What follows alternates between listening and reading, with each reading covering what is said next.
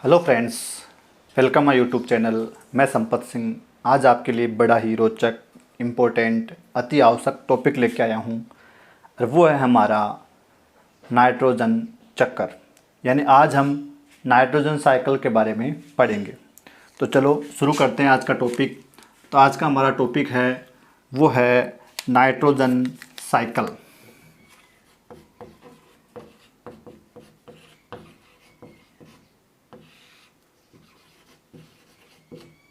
तो आज हम नाइट्रोजन चक्र के बारे में पढ़ेंगे। नाइट्रोजन साइकिल क्या है?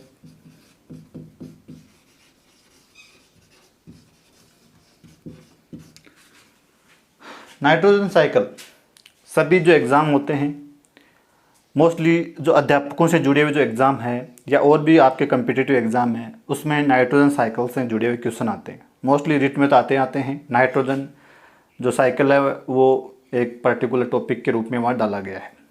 तो आज हम इसका जितने क्वेश्चन बन सकते हैं मोस्टली, या इनका जो मेन जो पार्ट है उसके बारे में हम मोस्टली चर्चा करेंगे। तो चलो शुरू करते हैं नाइट्रोजन चक्कर, नाइट्रोजन साइकिल। अब नाइट्रोजन साइकिल को जानने से पहले हमको जानना पड़ेगा नाइट्रोजन के बारे में। तो नाइट्रोजन क्या है? आपको पता है एक क्या है? गैस है। नाइट्रोजन क्या है? एक गैस। तो नाइट्रोजन का जो सिंबल होता है वो लिखते हैं हम एन। इसका जो परमाणु क्रमांक होता है वो होता है 7। एटॉमिक जो नंबर है वो कितना होता है? 7 होता है, यानी 7 नंबर पे आता है।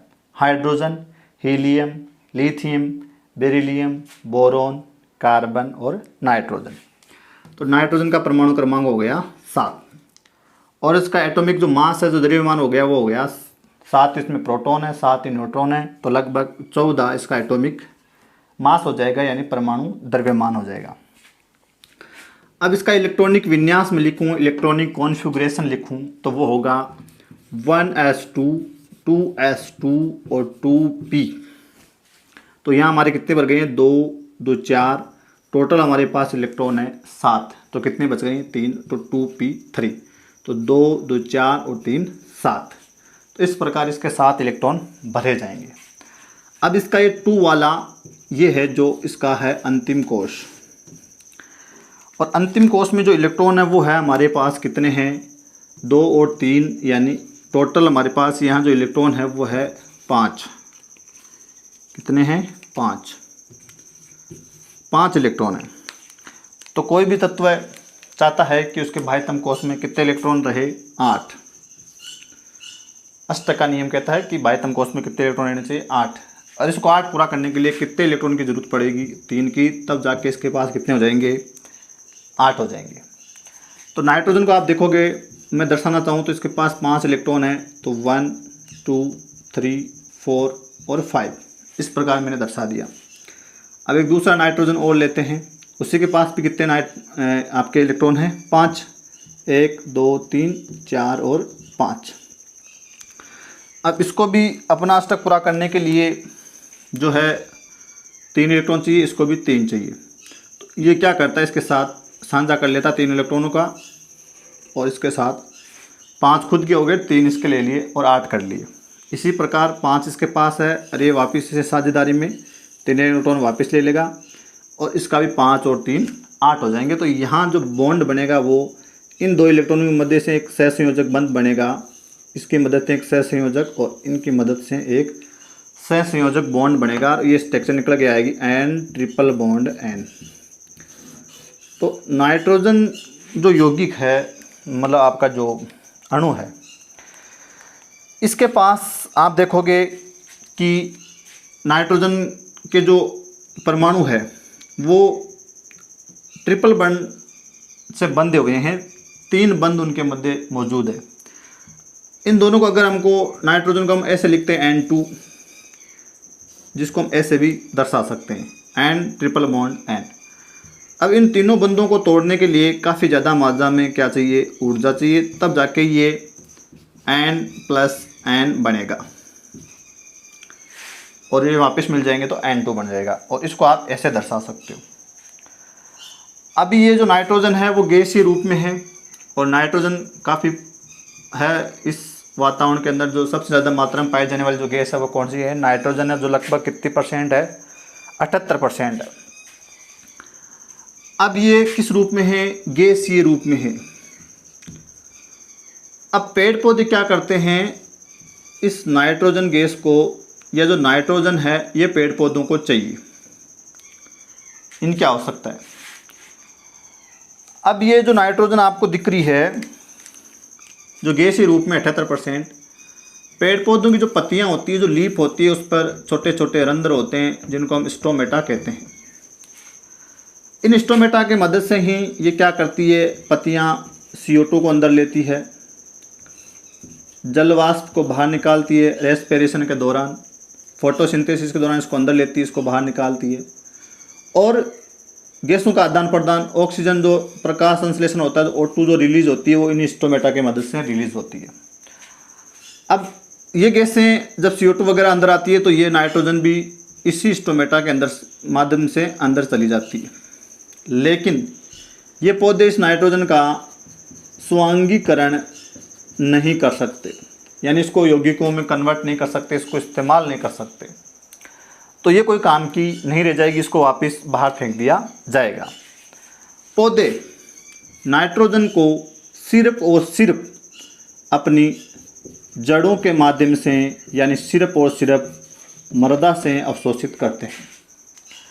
तो पेड़ पौधे जो नाइट्रोजन है, या नाइट्रोजन के जो यौगिक है, जो कार्बनिक या अकार्बनिक रूप में, जिस भी रूप में है, इसको पेड़ पौधे सिर्फ और सिर्फ जड़ों के माध्यम से, यानी मृदा के थ्रू वो उसको क्या करते हैं? एब्जॉर्व करते हैं, अवशोषित करते हैं।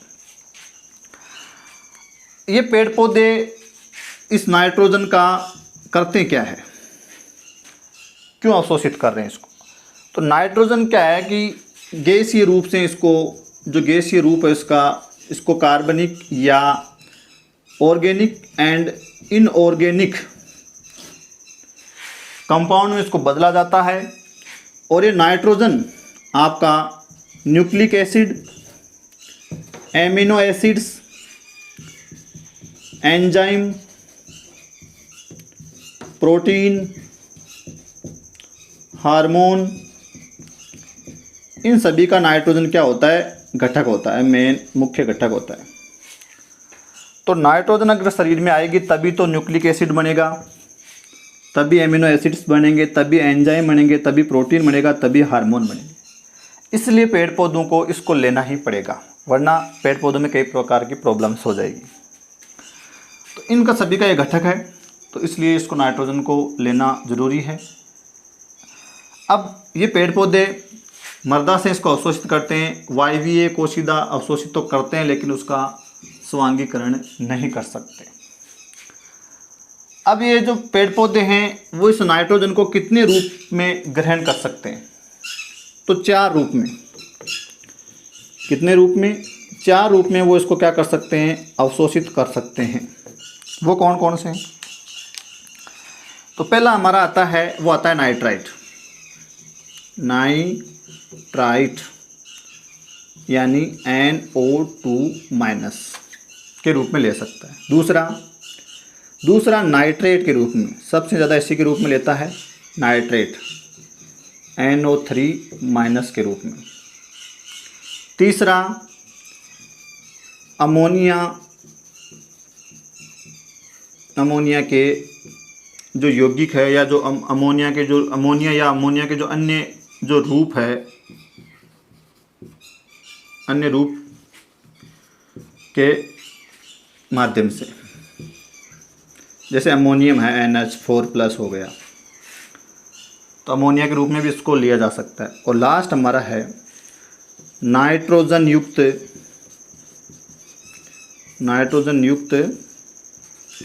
कार्बनिक पदार्थ।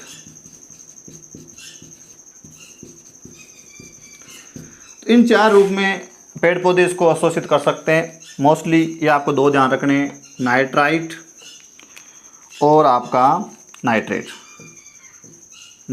और नाइट्रेट के रूप में मोस्टली ये लेते हैं, ज़्यादा ये ध्यान रखना आपको। और इसके अलावा अमोनिया या अमोनिया के अन्य जो रूप होते हैं उनके माध्यम से भी ले सकता है, जैसे अमोनियम है। और NH3 जो है आपका अमोनिया, और नाइट्रोजन युक्त कार्बनिक पदार्थ जिसमें नाइट्रोजन भी हो और कार्बन भी हो, ऐसे जो यौगिक होते हैं या पदार्थ होते हैं उनके रूप में भी पेड़ पौधे इसको एब्जॉर्ब कर सकते हैं। तो इन 4 रूप में पेड़ पौधे जो है वो नाइट्रोजन को अवशोषित करते हैं, ग्रहण करते हैं। अब नेक्स्ट बात करें हम नाइट्रोजन चक्र की, ये उसी का पार्ट है सारे। तो नाइट्रोजन चक्र को पढ़ने के लिए, चक्र का मतलब क्या होता है, कोई चीज़ जहाँ से शुरू होती है अगर वहीं उसका एंड हो जाए तो वो एक क्या हो जाता है, एक साइकिल हो जाता है। तो इसलिए हमको ये पूरा जो है वो साइकिल पढ़ना पड़ेगा, जहाँ से शुरुआत हुई है वहाँ उसका एंड कर देंगे तो नाइट्रोजन चक्र हमारा कंप्लीट हो जाएगा। तो चलो देखते हैं क्या है। ये काम नहीं कर रहा है। तो नाइट्रोजन चक्र में कुछ स्टेप्स शामिल होते हैं। नंबर 1 पहला स्टेप शामिल होता है, वो होता है नाइट्रोजन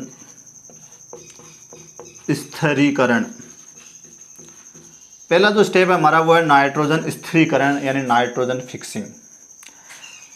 इसका मतलब क्या है, स्थिर धनकरण। स्थिर यानी किसी चीज़ को क्या करना, फिक्स करना। तो नाइट्रोजन पहले क्या है, गैस है, और उसको हम किस में फिक्स कर देंगे, किसी कंपाउंड में यानी यौगिक में क्या कर देंगे, फिक्स कर देंगे। तो पहला स्टेप तो ये है। नंबर 2 वो है अमोनीकरण। अमोनीकरण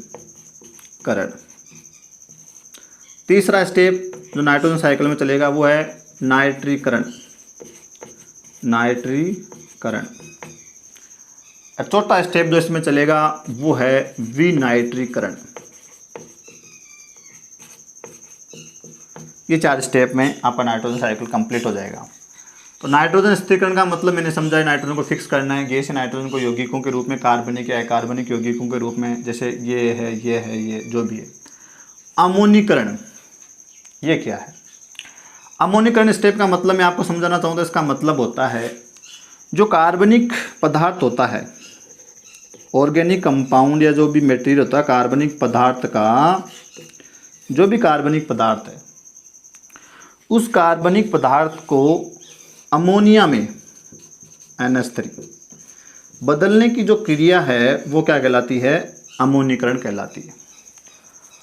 तो जो भी कार्बनिक पदार्थ है, पेड़ पौधों की पत्तियां, उनके फल फूल वगैरह या कोई जो भी कार्बनिक पदार्थ है उसको कई बैक्टीरिया, कई फंगस, कवकों द्वारा उसको अमोनिया में बदल दिया जाएगा। उस क्रिया को हम क्या कहते हैं, अमोनीकरण कहते हैं। तो नाइट्रोजन चक्र का एक पार्ट है। अगला आता है नाइट्रीकरण, नाइट्रिफिकेशन, अमोनिफिकेशन।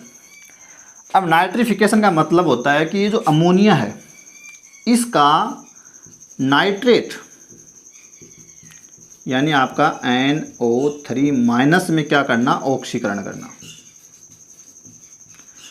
तो अमोनिया का नाइट्रेट में ऑक्सीकरण होना क्या कहलाता है, नाइट्रीकरण कहलाता है। अमोनिया का नाइट्रेट में ऑक्सीकरण क्या कहलाता है, नाइट्रीकरण, जो इस चक्र में इसी का एक भाग है। और विनाइट्रीकरण, विनाइट्रिफिकेशन का मतलब है कि ये जो नाइट्रेट जो अंत में हमारे पास आया है इस नाइट्रेट को वापस गैसीय नाइट्रोजन में कन्वर्ट कर देना। ये कई प्रकार के बैक्टीरिया द्वारा होता है, जैसे सूडोमोनास है, आपका क्लोस्ट्रीडियम है, उनके माध्यम से ये होता है। तो नाइट्रेट को वापस नाइट्रोजन गैस के रूप में, इन यौगिक को वापस गैस में बदला जा रहा है, वो है विनाइट्रीकरण। इनमें मोस्टली कई प्रकार के बैक्टीरिया, कवक, शैवाल भाग लेते हैं। इस प्रकार ये 4 स्टेप में आपका नाइट्रोजन साइकिल चलता है। अब आगे की बात करें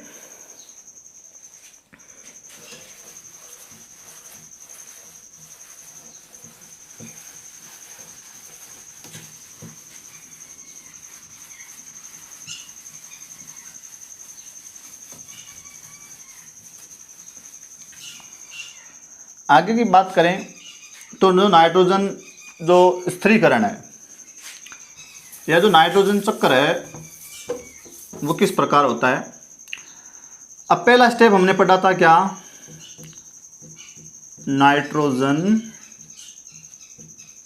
स्थिरीकरण। अब ये नाइट्रोजन स्थिरीकरण कैसे हो सकता है?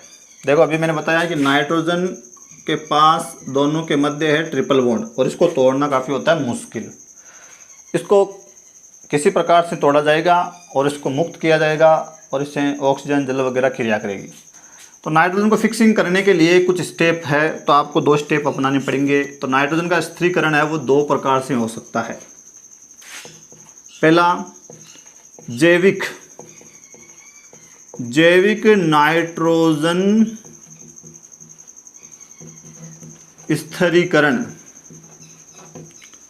और दूसरा हो जाएगा आपका अजैविक नाइट्रोजन स्थिरीकरण। तो 2 प्रकार से नाइट्रोजन स्थिरीकरण हो सकता है, एक तो जैविक और एक अजैविक। अब जैविक में भी ये 2 प्रकार से हो सकता है, तो सहजीवी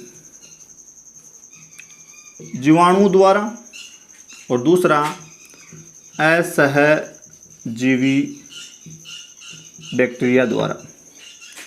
तो जैविक यानी जो सजीव है, ये सजीवों द्वारा नाइट्रोजन को फिक्स किया जाएगा। देखो क्या होता है कि जितने पेड़ पौधे होते हैं या उच्च जो जंतु होते हैं उच्च श्रेणी के, वो नाइट्रोजन को स्थिरीकरण नहीं कर सकते, वो नाइट्रोजन को फिक्स नहीं कर सकते।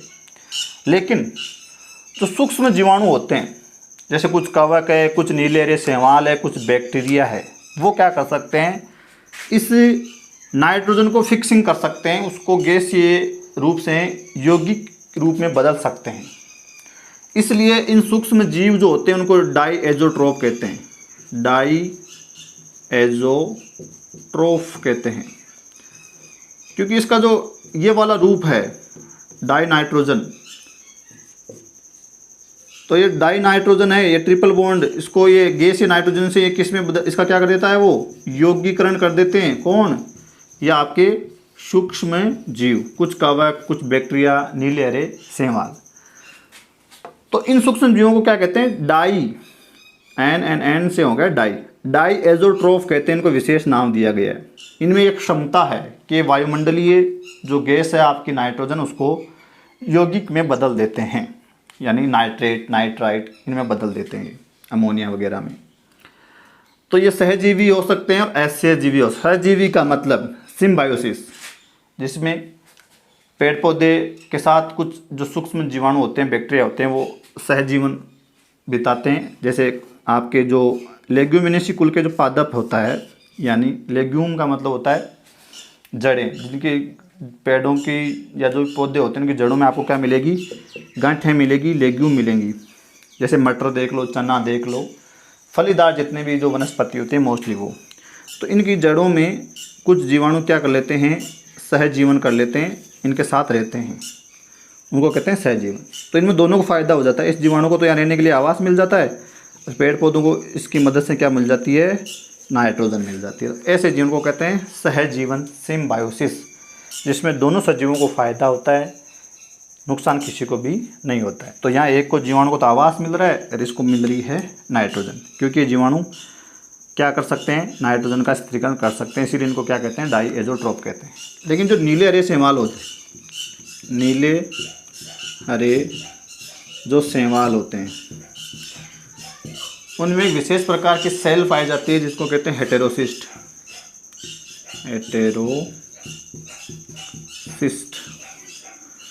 और ये हेटेरोसिस्ट की मदद से क्या करते हैं, नाइट्रोजन फिक्सिंग करते हैं। तो ये इनकी एक विशेषता है। नीले हरे शैवालों में एक विशेष प्रकार के सेल्स पाई जाती हैं, इनको कहते हैं हेटेरोसिस्ट, और इनकी मदद से नाइट्रोजन फिक्सिंग करते हैं।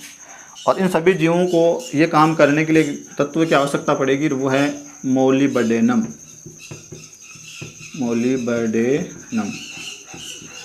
तो इसको एक्टिव रहने के लिए, इन जीवों को काम करने के लिए जिस तत्व की आवश्यकता पड़ती है, एग्जाम में पूछा जा सकता है, वो कौन सा तत्व है, मोलिब्डेनम है। और हेटेरोसिस्ट किस में पाए जाते हैं, नीले हरे शैवाल में पाए जाते हैं। इसकी मदद से, इस सेल्स की मदद से वो क्या करते हैं, नाइट्रोजन फिक्सिंग करते हैं। और इन जीवों को क्या कहते हैं, सूक्ष्म जीवों को डाईएज़ोट्रोफ कहते हैं। अब बात करें सिम्बायोसिस का मतलब आप समझ गए होंगे, 2 जीव साथ साथ रहते हैं, दोनों को फ़ायदा होता है, नुकसान किसी को नहीं होता। तो सहजीवी और असहजीवी। असहजीवी का मतलब ये स्वतंत्र होते तो बैक्टीरिया कवक ही है, लेकिन ये क्या होते हैं, किसी के साथ सहजीवन नहीं बिताते हैं, साथ साथ जिंदा नहीं रहते हैं उनके साथ, ये स्वतंत्र होते हैं और ये किसी के साथ मतलब अटैच रहते हैं, बंधे रहते हैं। और ये दो जगह बंधे रह सकते हैं, या तो मूल जो जड़ें होती हैं उनमें, या स्तंभ। और जो स्वतंत्र वाले होते हैं वो कई प्रकार के हो सकते हैं, जैसे वायवीय जीवाणु जो वायु में सांस लेते हैं, अवायवीय जीवाणु जो एनाएरोबिक रेस्पिरेशन करते हैं, अवायवीय श्वसन करते हैं, ऑक्सीजन की आवश्यकता नहीं पड़ती है, नीले शैवाल, नीले शैवाल, और कुछ कवक जैसे यीस्ट। वायवीय में आप एजोबैक्टर ले सकते हो, एजोबैक्टर। अवायवीय में आप क्लोस्ट्रीडियम ले सकते हो, क्लोस्ट्रीडियम। इसमें ब्लू ग्रीन एल्गी में आ जाएगा नोस्टॉक और एनाबीना। तो ये स्वतंत्र जीवी होते हैं, किसी के साथ सिम्बायोसिस नहीं करते हैं, लेकिन नाइट्रोजन फिक्सिंग में ये मदद करते हैं। तो आपको पर्टिकुलर कोई एग्जांपल पूछ ले नीले शैवाल का, तो नोस्टॉक, एनाबीना। अवायवीय का क्लोस्ट्रीडियम, वायवीय का एजोबैक्टर है, एजोमोनास है, ये होते हैं। और इनको एक्टिव रहने के लिए चाहिए मिट्टी के अंदर क्या चाहिए, मोलिब्डेनम एलिमेंट चाहिए। तो इस प्रकार नाइट्रोजन का फिक्सिंग होता है। जैविक नाइट्रोजन स्थिरीकरण को दो भागों में बांटा गया, सहजीवी और असहजीवी। सहजीवी दो प्रकार से हैं, मूल और स्तंभ के साथ। असहजीवी 3-4 प्रकार के होते हैं, वायवीय, अवायवीय, नीले रेशम, कवक वगैरह। प्रकाश संश्लेषी जीवाणु भी होते हैं। तो इसमें आ जाएगा ये वाले। बात करें तो इसके कितने रूप हो गए, 2, सहजीवी और असहजीवी। इसके भी 2 प्रकार होते हैं। इसके भी अजैविक नाइट्रोजन स्थिरीकरण के भी 2 प्रकार होते हैं, भौतिक नाइट्रोजन स्थिरीकरण भी कह सकते हो। इसमें एक तो होता है तड़ित द्वारा और एक होता है औद्योगिक द्वारा। मतलब तड़ित जिसको हम वायुमंडलीय नाइट्रोजन स्थिरीकरण कहते हैं, और इसको कहते हैं औद्योगिक नाइट्रोजन स्थिरीकरण। तो अजैविक का 2 रूप है, इसके भी 2 रूप। अब ये क्या है, तो अभी हम बात कर रहे थे कि जो नाइट्रोजन है जो इस प्रकार है N2, जिसको हम लिख सकते हैं N ट्रिपल बॉन्ड N, इस रूप में पाया जाता है। इस बंध को तोड़ना मुश्किल होता है। तो नाइट्रोजन का फिक्सिंग कर रहे हैं अजैविक वायुमंडलीय नाइट्रोजन स्थिरीकरण, जो किससे संपन्न होगा, तड़ित यानी बिजली चमकने से। जब आसमान में क्या होता है, बिजलियां चमकती है, मेघ गरजते हैं, मेगा गर्जन होता है, या अल्ट्रावायलेट जो किरणें होती हैं उनके प्रभाव से यह आपकी जो नाइट्रोजन है वो रिएक्ट कर लेती है किससे, ऑक्सीजन से। किसकी उपस्थिति में, तड़ित यानी बिजली चमकने से या मेगा गर्जन या अल्ट्रावायलेट किरणों की उपस्थिति में, और बना लेती है NO। यहाँ 2 है, यहाँ 2 है, तो इसको संतुलित करने को कर देंगे, यहाँ 2, तो ये बन गया NO, जिसको कहते हैं nitric oxide. Nitric oxide oxygen क्रिया करने से बनते हैं ऑक्साइड। अब ये नाइट्रिक ऑक्साइड 2NO, ये फिर ऑक्सीजन से रिएक्ट करता है और बना लेता है NO2। बैलेंस करने के लिए यहाँ कर देते हैं 2 हो गए नाइट्रोजन, इधर भी 2 नाइट्रोजन, इधर है 2 और 2 4 ऑक्सीजन, तो ये हो गया 2 दूनी 4। ये बना आपका नाइट्रोजन डाइऑक्साइड। यह है nitric oxide NO nitric oxide, NO2 nitrogen dioxide. अब ये आपका 2NO2 यानी नाइट्रिक जो ऑक्साइड, नाइट्रोजन जो डाइऑक्साइड है, ये क्रिया करता है जल से। ये भी वायुमंडल में हो रहा है, वायुमंडल में बिजलियाँ चमकी, मेघ गर्जन हुआ, अल्ट्रावायलेट किरणें हुई, तो वायुमंडल की जो गैस आपकी ऑक्सीजन थी वो रिएक्ट हुई इससे और बना लिए नाइट्रिक ऑक्साइड। और फिर वायुमंडल में ये नाइट्रिक जो ऑक्साइड है फिर से ऑक्सीजन से रिएक्ट किया और बना लिया नाइट्रोजन डाइऑक्साइड। और ये जो वायुमंडल में जो नमी होती है, जो बादल होते हैं उनके जो अंदर पानी होता है, उस पानी से रिएक्ट करेगा और बना लेगा आपका HNO2 प्लस HNO3। ये दो प्रोडक्ट बनेंगे। HNO2 है नाइट्रस अम्ल, यह तो है नाइट्रस अम्ल, और ये है नाइट्रिक अम्ल, नाइट्रिक अम्ल। तो यहाँ बनता है HNO2 नाइट्रस अम्ल और एक बनता है HNO3 नाइट्रिक एसिड। अभिक्रिया बैलेंस है, देखो यहाँ 2 नाइट्रोजन है तो 1 और 2 हाइड्रोजन है तो 1 और 2 दूनी 4 और 1 आपका ये ऑक्सीजन 5 है तो 3 और 2 5 बैलेंस हो गई। अब ये जो नाइट्रस अम्ल और नाइट्रिक जो अम्ल है वो क्या करते हैं, जो हमारी बरसात होती है उन बरसात की मदद से क्या है उसके साथ घुलकर भूमि पर ये चीज़ें बरस जाती है और मृदा में आके मिल जाती है। कौन? नाइट्रस अम्ल और नाइट्रिक अम्ल। ये मतलब नाइट्रस अम्ल अंत में नाइट्रिक अम्ल बना लेता है। ये बरसात के साथ मृदा में आ गया और मृदा में कुछ क्षारीय पदार्थों से ये मिलेगा और अंतिम रूप इसका जो निकल के आएगा वो आएगा नाइट्रेट NO3-। और इसी को क्या करते हैं, जो पादप होते हैं वो मृदा से क्या कर लेते हैं, अवशोषित कर लेते हैं और अपने शरीर में उसका स्वांगीकरण कर लेते हैं। कई प्रकार के कार्बनिक और अकार्बनिक यौगिक वो बना लेता है। इस प्रकार तड़ित यानी वायुमंडलीय नाइट्रोजन स्थिरीकरण होता है। अगला बच गया हमारा औद्योगिक नाइट्रोजन स्थिरीकरण। ये क्या है, जो नाइट्रोजन होता है वो क्रिया करता है किससे, हाइड्रोजन से। तो N2 और 3H2 यहाँ रिएक्ट करती है 3 हाइड्रोजन और 2 नाइट्रोजन के परमाणु और यहाँ बनता है आपका 2NH3, यानी नाइट्रोजन और हाइड्रोजन रिएक्ट करके क्या बना रहे हैं, अमोनिया बना रहे हैं। तो यहाँ क्या है, उच्च ताप चाहिए और उच्च क्या चाहिए, दाब और कुछ उत्प्रेरक। ये प्रयोगशाला में काम हो रहा है उद्योग धंधों में। तो प्रयोगशाला में नाइट्रोजन और हाइड्रोजन को रिएक्ट कराकर उच्च ताप दाब और उत्प्रेरकों की उपस्थिति में अमोनिया निर्माण कराया जाता है। इस अमोनिया निर्माण की विधि को कहते हैं हेबर विधि। हेबर विधि। तो इस प्रकार इसको किया जाता है। इसमें 10% जो नाइट्रोजन फिक्सिंग होती है तड़ित द्वारा, और ये औद्योगिक तरीका है जिससे हमारे उर्वरक वगैरह खाद वगैरह बनाए जाते हैं। तो इस प्रकार नाइट्रोजन का क्या किया जाता है, स्थिरीकरण। तो पहला स्टेप हमारा फिक्स हो गया है। हमने नाइट्रोजन साइकिल में कितने स्टेप पढ़े थे, 4। पहला नाइट्रोजन स्थिरीकरण जो इस प्रकार से होता है। दूसरा स्टेप हमारा क्या था, अमोनीकरण,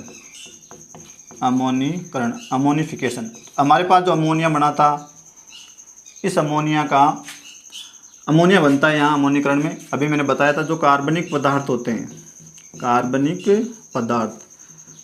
पदार्थ कहाँ से आया, जैसे मान लो ये हमारा पेड़ पौधा है, मृदा से इसने क्या ग्रहण किया, नाइट्राइट।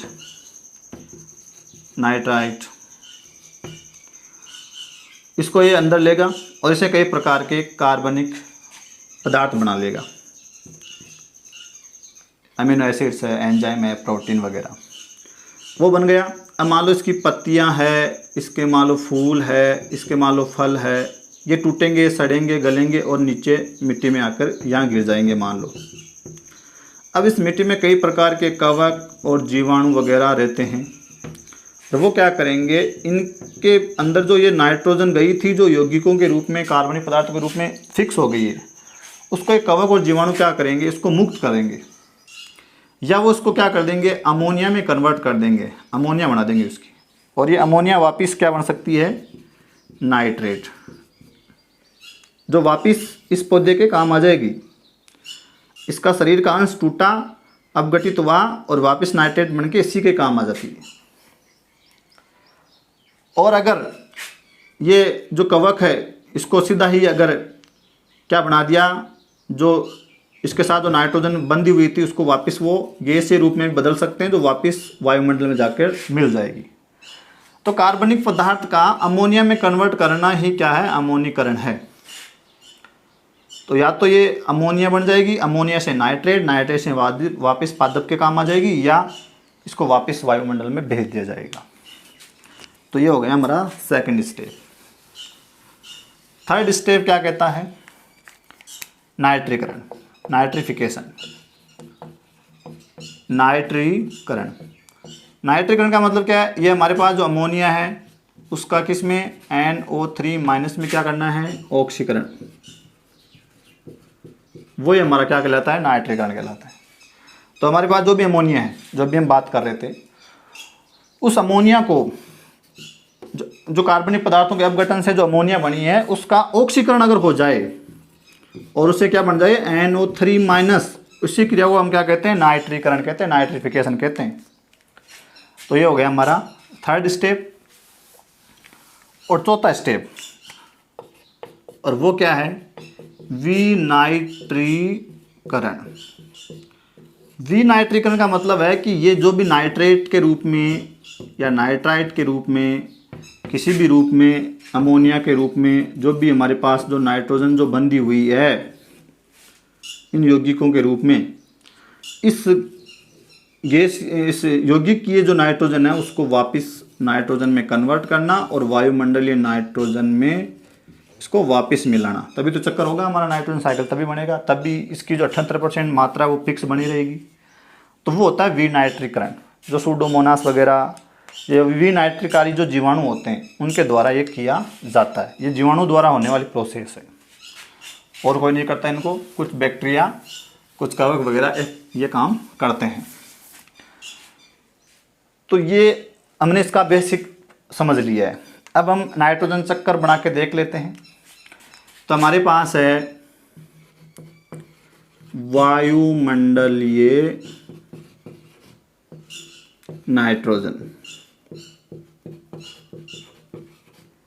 78%, ठीक है। इसका जो स्थिरीकरण हमने दो प्रकार से देखा था, जैविक और अजैविक, जिसको मैं थोड़ा और ढंग से लिख रहा हूँ, जिसको हम लिख सकते हैं ज्वालामुखी व औद्योगिक नाइट्रोजन स्थिरीकरण, यानी अजैविक का पार्ट हो गया है। किसका पार्ट हो गया? अजैविक स्थिरीकरण है, ठीक है। इस दौरान जो नाइट्रोजन है उसको पहले इसका क्या किया जाएगा? अमोनिफिकेशन किया जाएगा, इसको अमोनिया में बदला जाएगा। इसको किस में बदल दिया गया? अमोनिया में, NH3। अब ये जो अमोनिया है, इस अमोनिया को बदला जाएगा नाइट्राइट में, NO2 माइनस में। जो करता है नाइट्रोसोमोनास जीवाणु, ये काम करता है नाइट्रोसोमोनास जीवाणु। अब इस नाइट्राइट को बदला जाएगा किस में? नाइट्रेट में, नाइट्रेट NO3 माइनस। और ये काम करेगा नाइट्रोबैक्टर। तो हमारे पास क्या आ गई है? अंतिम जो प्रोडक्ट है हमारा वो क्या आ गया है हमारे पास? नाइट्रेट NO3 माइनस मृदा के अंदर आ गए। अभी जो हमने स्टेप पढ़ा उसका थोड़ा सा शॉर्टकट है। अजैविक में एक तरीका और है हमारा, और वो क्या है? ताड़ित द्वारा, बिजली द्वारा। अब बिजली वाला जो हमें भी प्रोसेस समझा था कि नाइट्रोजन ऑक्सीजन से क्रिया करके नाइट्रिक ऑक्साइड बनेगा, फिर नाइट्रोजन डाइऑक्साइड बनेगा, फिर वो जल से रिएक्ट करके नाइट्रस अम्ल और नाइट्रिक अम्ल बनाएगा, फिर वो बरसेगा, भूमि में आएगा, सारे पदार्थ उसमें रिएक्ट करेगा और नाइट्रेट बनेगा। तो वो स्टेप हमने वहाँ पीछे सीख लिए। यहाँ सीधा चल रहे हैं, यहाँ से तड़ित द्वारा क्या बन गया? नाइट्रेट। तो यहाँ से नाइट्रोजन आई और यहाँ आ गई है। और ये भी क्या है? अजैविक तरीका है। अजैविक हमने दो ढंग से पढ़ा था, औद्योगिक या तड़ित द्वारा, और दूसरा हमने पढ़ा था औद्योगिक और तड़ित द्वारा, जिसको हम ज्वालामुखी भी कह सकते हैं, उच्च ताप दाब। अब ये नाइट्रोजन, ये नाइट्रेट अगर वापस इस रूप से वापस अगर इस रूप में आ जाए तो इसको हम क्या नाम देंगे, विनाइट्रीकरण। विनाइट्रीकरण। तो एक तरीका तो ये हो गया। दूसरा तरीका हमारा वो हो जाएगा जैविक नाइट्रोजन स्थिरीकरण।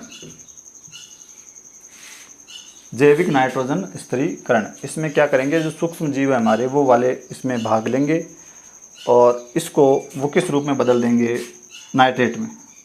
प्रोसेस हमने सारी पीछे देख लिए। जो भी हमारे पास जो बैक्टीरिया थे वो ये काम करेंगे। और एक चीज़ और ध्यान रखना, जो सहजीवी है, सहजीवी जो बैक्टीरिया है जिसमें आप इम्पोर्टेंट एक पॉपुलर वर्ड ध्यान रख सकते हो, राइजोबियम। राइजोबियम, राइजोबियम जो बैक्टीरिया होता है वो सहजीवी में बहुत बड़ा इम्पोर्टेंट रोल रखता है अपना। राइजोबियम है ब्रोडी, राइजोबियम है एजो राइजोबियम है। ये स्तंभ के साथ सहजीवन करता है एजो, और ये दोनों करते हैं मूल के साथ सहजीवन। तो ये सहजीवी जो आपकी है, जो आपका लेग्यूमिनेसी कुल के पादप है, यानी जिसको दाल कुल कहते हैं या फलीदार पौधे होते हैं, उनकी जड़ों में ये राइजोबियम, ब्रेडी राइजोबियम मूल के साथ सहजीवन करके उनको नाइट्रोजन अवेलेबल कराते हैं पादपों को। और जो एजो राइजोबियम है वो स्तंभ के साथ सिम्बायोसिस करता है, उसको वो नाइट्रोजन अवेलेबल कराता है। तो स्टेप हमने सारे देख लिए थे जिस प्रकार से भी नाइट्रोजन का जैविक नाइट्रोजन स्थिरीकरण हुआ था, जिसमें आपके वायवीय भी थे, अवायवीय भी थे, सहजीवी और असहजीवी सब जो भी थे, जिसी प्रकार से था। ये क्या करते हैं, डाइएज़ोट्रोफ है, जो नाइट्रोजन को सीधे किस में बदल देते हैं, नाइट्रेट में बदल देते हैं। तो इस प्रकार ये नाइट्रेट आ गई मृदा के अंदर। ये काम कौन रहे, ये बैक्टीरिया, कवक वगैरह कर रहे हैं।